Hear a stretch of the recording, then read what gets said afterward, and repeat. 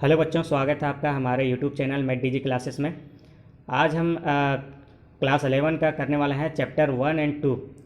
Physics में जो class 11 में जितने भी बच्चे हैं उनके लिए ये VBI क्वेश्चन है। अ, अगर आप ISC कर रहे हैं और साइंस लेकर पढ़ रहे हैं तो ये आपके लिए VBI होने वाला है, क्योंकि इसमें जो भी हमने ऐड किया है, जितने भी क्वेश्चन हैं वो सारे VBI क्वेश्चन हैं। एग्ज़ाम में कभी ना कभी पूछे गए हैं, तो आपको एग्ज़ाम में ये ज़रूर नज़र आने वाले हैं, चाहे वो 1 नंबर में आए या फिर 5 नंबर में नज़र आए। बट यहाँ मैक्सिमम आपको क्या है, 1 नंबर में देखने के लिए मिलेगा। साथ में 4-5 नंबर में भी ये देखने के लिए मिलेगा, लेकिन उसमें क्या है, आपको थोड़ा सा लॉन्ग लिखना पड़ता है ना, थोड़ा सा ज़्यादा लिखना पड़ेगा। तो चलिए आज का क्लास हम स्टार्ट करते हैं। क्लास स्टार्ट करने से पहले अगर मैं बताना चाहता हूँ कि अगर आपको इसका PDF का अगर ज़रूरत है तो हमारे व्हाट्सअप लिंक है ना, व्हाट्सअप लिंक है, उसमें आप जुड़ सकते हैं, जिसमें आपको हम PDF प्रोवाइड कर देंगे। उसमें आपको क्या है, जैसे आपका जो नंबर है, मोबाइल नंबर है ना, तो हमारा वहाँ व्हाट्सएप चैनल है, तो वहाँ पर नंबर आपका कोई भी देख नहीं सकता है। आपका कितने मतलब उसमें मेंबर हैं, कौन कौन मेंबर है, ये भी आपको शो नहीं होने वाला है। ना ही किसी और का आपका नंबर मिलेगा, ना ही कोई आपको वहाँ पर देख पाएगा। तो वहाँ पर आप हमसे जुड़ जाइए, ये टेंशन मत लीजिए कि आपका नंबर कोई मिसयूज़ कर सकता है, तो वो किसी को दिखने नहीं जा रहा है, ठीक है। तो ये व्हाट्सएप वाले नए बनाए हैं जो चैनल चल रहे हैं व्हाट्सएप में, तो आप हमसे जुड़ सकते हैं, जहाँ पर हम आपको PDF प्रोवाइड कर सकें। तो चलिए आज का क्वेश्चन हम स्टार्ट करते हैं। पहला क्वेश्चन जो है वो पूछ रहा है strongest force in nature. Nature में जो सबसे स्ट्रॉन्गेस्ट फोर्स है वो क्या है, वो आपको बताना है, ठीक है। तो उसमें 4 ऑप्शन नीचे देखने के लिए मिल रहा है, जैसे ग्रेविटेशनल फोर्स है, वीक फोर्स है, इलेक्ट्रोमैग्नेटिक फोर्स है और न्यूक्लियर फोर्स है, ठीक है। तो नेचर में सबसे स्ट्रॉन्गेस्ट फोर्स कौन सा है, ये हमें बताना है, ठीक है। जो इलेक्ट्रोमैग्नेटिक है ये क्या है, ये नेचर में जो है नेचुरल फोर्स नहीं है ना, और नेचर में भी नहीं है, तो क्योंकि ये जो इलेक्ट्रोमैग्नेटिक है फोर्स है उसे हम खुद से जनरेट करते हैं, उसे बनाया जाता है। तो ये तो नहीं होगा ना। तो देखो यहाँ पर मैं ग्रेविटेशनल फोर्स के बारे में आपको पता होगा क्या होता है ना। तो ग्रेविटेशनल फोर्स क्या होता है, जो ग्रेविटी द्वारा हमारा फोर्स लगता है वो ग्रेविटेशनल फोर्स लगता है, ठीक है। तो ये भी नहीं है तो हमें इसका राइट आंसर बताना है कि राइट आंसर क्या है, स्ट्रॉन्गेस्ट फोर्स इन नेचर। तो राइट आंसर जो है हमारा वो है न्यूक्लियर फोर्स। क्या है? Nuclear force. तो क्वेश्चन नंबर 1 का क्या हो गया हमारा, ऑप्शन डी।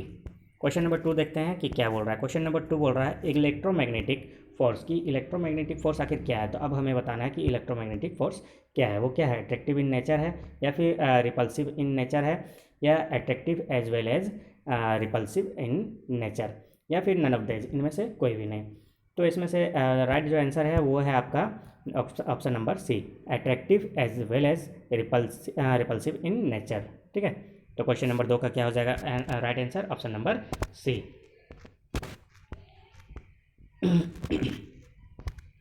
चलिए क्वेश्चन नंबर 3 करते हैं। क्वेश्चन नंबर 3 क्या पूछ रहा है, देखो क्वेश्चन नंबर जो 3 है वो हमसे पूछ रहा है कि which of the following force is not a fundamental force in nature, ठीक है। तो वो हमें बताना है कि इनमें से कौन सा है जो फंडामेंटल फोर्स नहीं है नेचर का, है ना। तो वो कौन सा है, ग्रेविटेशनल फोर्स हो सकता है, या फिर इलेक्ट्रोमैग्नेटिक फोर्स हो सकता है, या फिर स्ट्रॉन्ग न्यूक्लियर फोर्स हो सकता है, या फिर टेंशन हो सकता है। तो हमें वो हमारा राइट आंसर क्या होगा, जल्दी से कमेंट करके बताओ। तो देखो जो राइट आंसर है हमारा वो है option number A, gravitational force. देखो अगर मेरे से पहले आप कमेंट करके बता देते हो तो उससे क्या होगा, आपका दिमाग में थोड़ा सा बैठ जाएगा, है ना, और आप भूलोगे नहीं कभी। तो कोशिश करो मेरे से पहले आप आंसर देने का। तो क्वेश्चन नंबर 4 पढ़ते हैं कि क्या बोल रहा है। देखो जो क्वेश्चन नंबर 4 बोल रहा है वो हमें बोल रहा है which of the following fundamental force is the strongest force. देखो क्वेश्चन वही है जो क्वेश्चन नंबर 1 में था, है ना। इसमें लेकिन क्या लगा दिया अलग से, फंडामेंटल फोर्स, है ना, अलग से क्या लगा दिया, फंडामेंटल। क्वेश्चन नंबर 1 में क्या बोला था, स्ट्रॉन्गेस्ट फोर्स कौन सा है ना, लेकिन इसमें क्या लगा दिया, इसमें फंडामेंटल लगा दिया है, ठीक है। तो क्वेश्चन क्या है, क्वेश्चन नंबर जो 1 में था वही सेम है, तो हम क्या मार देंगे, जहाँ न्यूक्लियर होगा वहीं हम मार देंगे ना। तो देखो यहाँ न्यूक्लियर में 2 है, एक वीक है एक स्ट्रॉन्ग है। अब बात स्ट्रॉन्ग का आ रहा है तो हम क्या मारेंगे, स्ट्रॉन्ग ही मारेंगे, जाहिर सी बात है ना। तो हमारा राइट आंसर क्या हो जाएगा, option number C, strong nuclear force, है ना। काफ़ी इजी था। देखो क्वेश्चन नंबर 1 भी एक बार मैं दिखा देता हूँ, कहाँ चला गया, ये रहा, ठीक है। देखो क्वेश्चन नंबर 1 में क्या बोल रहा है, स्ट्रॉन्गेस्ट फोर्स, है ना, उसमें फंडामेंटल लगा दिया था, इसमें डायरेक्ट पूछ लिया है कि स्ट्रॉन्गेस्ट फोर्स कौन सा है, तो हमने न्यूक्लियर फोर्स डाला था, लेकिन वहाँ न्यूक्लियर का दो फोर्स डाला है, एक क्या है वीक है और एक स्ट्रॉन्ग है, तो जाहिर सी बात है स्ट्रॉन्ग का बात हो रहा था, हम स्ट्रॉन्ग ही डालेंगे।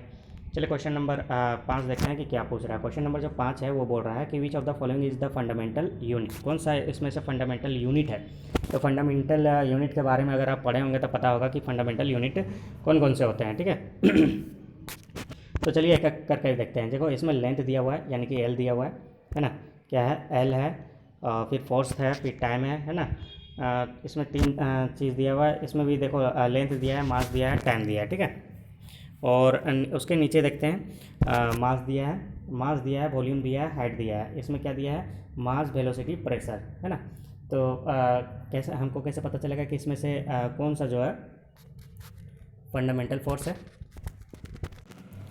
देखो बात अगर फंडामेंटल का है ना, तो आपको दिमाग में बस इतना रखना है कि हमें क्या चाहिए, हमें चाहिए कि लेंथ चाहिए, मास चाहिए और टाइम चाहिए, ठीक है, क्योंकि हमारा केजी आना चाहिए।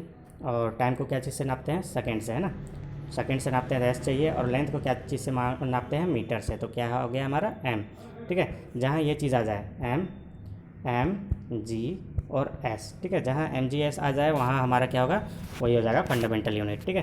तो यहाँ पर देखो लेंथ, इसमें लेंथ है, लेंथ को क्या चीज़ से नापते हैं, मीटर से। मास को क्या चीज़ से नापते हैं, ग्राम से। और टाइम को क्या चीज़ से नापते हैं, सेकेंड से, ठीक है। तो हमारा राइट आंसर इसमें से क्या हो जाएगा, राइट आंसर हो जाएगा हमारा option number B, option number B हमारा क्या हो जाएगा, राइट आंसर, ठीक है। लेंथ, मास और टाइम। बाकी में देखो प्रेशर है, प्रेशर आपको पता ही होगा क्या चीज़ से नापते हैं, पास्कल से नापते हैं, तो यहाँ पर प्रेशर तो हो ही नहीं सकता है, ठीक है। कहीं ना कहीं कुछ ना कुछ चेंज हो जाता है, जैसे कि यहाँ पर वॉल्यूम दिया हुआ है ना, और यहाँ पर फोर्स हो गया है, तो इसमें से क्या हो जाता है, चेंज हो जाता है कुछ ना कुछ, है ना। तो क्वेश्चन नंबर 6 देखते हैं कि क्या बोल रहा है। देखो क्वेश्चन नंबर 6 बोल रहा है कि एक फर्मी कितना होता है ना, तो आपको पता होगा कि एक फर्मी क्या होता है, 10⁻⁻15 मीटर होता है। सेंटीमीटर में नहीं देना है, मीटर में से देना है। कितना होता है, 10⁻15 मीटर माइनस में, ठीक है, -15 मीटर। तो ये काफ़ी ईजी सवाल था, है ना। थोड़ा सा जो जितने भी मेजरमेंट यूनिट हैं उन्हें थोड़ा याद कर लेना, बेटर होगा आपके लिए। एक न्यूटन इज इक्वल टू कितना होता है। देखो एक न्यूटन कितना होता है, एक न्यूटन बराबर कितना होता है, वो होता है 10⁻5 डाइन। कितना होता है, 10⁻5 dyne, option number B. Question number 8 देखते हैं ना। देखो ये फंडामेंटल मेजरमेंट जितना भी है ना, मेजरमेंट वो सारा पढ़ लेना, क्योंकि आपको मेजरमेंट करने आना चाहिए कि किसका कौन सा यूनिट होता है, ये आपको पता होना चाहिए। तो क्वेश्चन नंबर 8 में क्या बोल रहा है, एक माइक्रोन इज इक्वल टू कितना होता है। देखो एक माइक्रोन अगर आप पढ़े होंगे तो जाहिर सी बात आपको पता होगा कि 10⁻, कितना होता है, -6 मीटर होता है। कितना होता है, 10⁻⁻6 मीटर, यानी कि option number C. Question number 9 देखते हैं कि क्या बोल रहा है। देखो क्वेश्चन नंबर 9 बोल रहा है कि एक M U is equal to कितना होता है, ठीक है। तो एक एम होता है, वो होता है 1.66 इंटू 10⁻⁻27 किलोग्राम। तो यहाँ पर देखना है कि इसमें 1.66 है, तो देखो 1.66 सब में है, इसमें भी है, इसमें भी है, इसमें भी है, इसमें भी है ना। अब 10⁻⁻27 ढूंढना है कि किस में है। देखो 10⁻⁻27 इसमें नहीं है, इसमें नहीं है और इसमें भी नहीं है, तो यहाँ पर हमको देखने के लिए मिल रहा है 10⁻⁻27। तो हमारा राइट आंसर क्या हो जाएगा, देखो सब किलोग्राम में है ना, तो किलोग्राम में होता है। राइट ऑप्शन क्या हो जाएगा, ऑप्शन नंबर बी। हमारा क्वेश्चन नंबर 10 देखते हैं क्या बोल रहा है, एक नैनोमीटर, क्या बोल रहा है, एक नैनोमीटर इज इक्वल टू कितना होता है। तो एक नैनोमीटर इज इक्वल टू होता है -10⁻⁹, ठीक है, 10⁻⁹ मीटर। तो इसमें 10⁻⁹ मीटर किस में है, 10⁹ इसमें है, लेकिन ये नहीं होगा, -9 ये हो गया ऑप्शन नंबर डी, ठीक है। तो राइट आंसर क्या हो जाएगा, ऑप्शन नंबर डी 10 का। क्वेश्चन नंबर 11 देखते हैं क्या बोल रहा है, SI unit of work is joule and it is equivalent to, ठीक है। जो एसआई यूनिट वर्क का जो एसआई यूनिट है, जूल किसके इक्विवेलेंट के है, ठीक है, तो वो होता है हमारा 10⁷ अर्ग का, ठीक है, ये हो जाएगा option number D. Question number 12 देखते हैं कि क्या बोल रहा है, बोलता है एक लाइट ईयर, क्या बोलता है, एक लाइट ईयर कितना होता है। तो आपको पता होगा कि एक लाइट ईयर कितना होता है, कितना होता है, एक लाइट ईयर, ठीक है। जब भी एक लाइट ईयर का बात हो जाएगा तो हमें डालना है 9 ठीक है, 9.46 इंटू 10⁻15 मीटर। एक light year is equal to कितना होता है, वह 9.46 इंटू 10⁻15 मीटर। देखो ये जितने भी मेजरिंग यूनिट हैं, ठीक है, किसके कितने बराबर होते हैं ये आपको याद रखना है, वरना कहीं कन्वर्ट करने के चक्कर में आपका क्या हो जाए, पूरा 3 घंटे से लेके 3 दिन ख़त्म ना हो जाए, है ना। 3 घंटे का समय मिलता है एग्ज़ाम में और आप 3 दिन पूरा बिता दोगे अगर इसको कन्वर्ट करने में लग जाओगे तो एक लाइट ईयर कितना होता है, 9.46 इंटू 10⁻15 मीटर। चलो ठीक है, एक क्वेश्चन मैं आपको पूछ रहा हूँ, जिसे कमेंट करके आपको बताना है कि हमारे पृथ्वी से, है ना, अर्थ से मून की डिस्टेंस कितनी है। ठीक है, ये आपको कमेंट करके बताना है। अर्थ से मून की डिस्टेंस आपको कमेंट करके बताना है। क्वेश्चन नंबर 13 देखते हैं। बोल रहा है एक पार्सेक कितना होता है। देखो एक पार्सेक होता है, वो होता है 3 इंटू 10⁸ मीटर। आंसर हो जाएगा हमारा ए। ये देखो काफ़ी इंपॉर्टेंट क्वेश्चन है, ठीक है।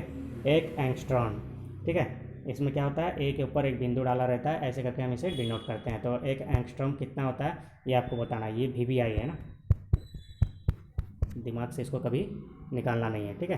तो ये कितना होता है, 10⁻10 मीटर। और ये तो आप भूलोगे नहीं, 10, ठीक है, लेकिन माइनस में और मीटर में होना चाहिए, सेंटीमीटर मत डाल देना। क्वेश्चन नंबर 15 देखते हैं कि क्या बोल रहा है। क्वेश्चन नंबर 15 बोल रहा है parsec is the unit of, किसका पार्सेक जो है वो किसका यूनिट है। देखो ऊपर तो पार्सेक पूछा था, लेकिन ये किसका यूनिट है ये हमें नहीं पता था। तो ये किसका यूनिट होता है, वो होता है हमारा डिस्टेंस का। ऑप्शन नंबर बी, किसका यूनिट होता है, डिस्टेंस का होता है। पार्सेक किसका यूनिट होता है, डिस्टेंस का, है ना। याद रहेगा, बिल्कुल रहना चाहिए। देखो light year is the unit of, जो लाइट ईयर है वो किसका यूनिट है। लाइट ईयर हमेशा डिस्टेंस का ही यूनिट रहता है, क्योंकि लाइट ईयर हम कहाँ नापते हैं। देखो दो ग्रह का बीच की डिस्टेंस जब हम नापते हैं, दो ग्रह के बीच के डिस्टेंस जब भी हम मेज़र करते हैं, है ना, तो वो क्या हो गया, डिस्टेंस ही है ना। क्या है, दूरी, है ना, दूरी यानी कि डिस्टेंस, है ना। तो लाइट ईयर से हम क्या नापते हैं, डिस्टेंस नापते हैं, दूरी नापते हैं। तो किसका है, दूरी का है, ठीक है, स्पीड का नहीं है, दूरी का है। क्वेश्चन नंबर 17 देखते हैं कि क्या बोल रहा है। 17 बोल रहा है unit of angular momentum. Angular जो मोमेंटम है, एंगुलर मोमेंटम, उसका यूनिट क्या होता है। उसका यूनिट होता है option number D, kilogram square into metre square per second, ठीक है।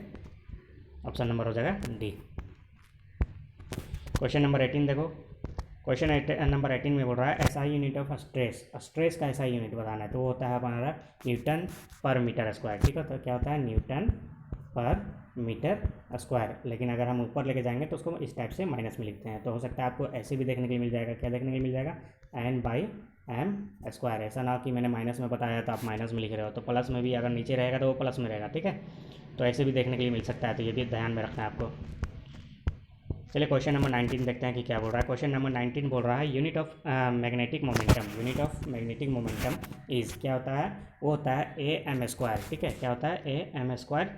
और क्वेश्चन नंबर 20 भी साथ में देख लेते हैं। SI unit of momentum is if inertia is, ठीक है। SI unit of momentum, momentum का SI यूनिट कब होगा, SI यूनिट होगा, ठीक है, कब, यदि इनर्शिया क्या हो, इनर्शिया क्या हो, वो हमारा किलोग्राम में हो, क्या हो, किलोग्राम मीटर में हो, ठीक है। यानी कि इसका हो जाएगा हमारा option number D, kilogram metre, ठीक है। आज के लिए इतना ही। और नीचे आपको डिस्क्रिप्शन में लिंक मिल जाएगा, और साथ में चैनल को सब्सक्राइब कर दें, ताकि क्या है, नए जितने भी वीडियो आएँ वो आपको देखने के लिए मिल जाए। मिलते हैं नेक्स्ट वीडियो में। Thanks for watching.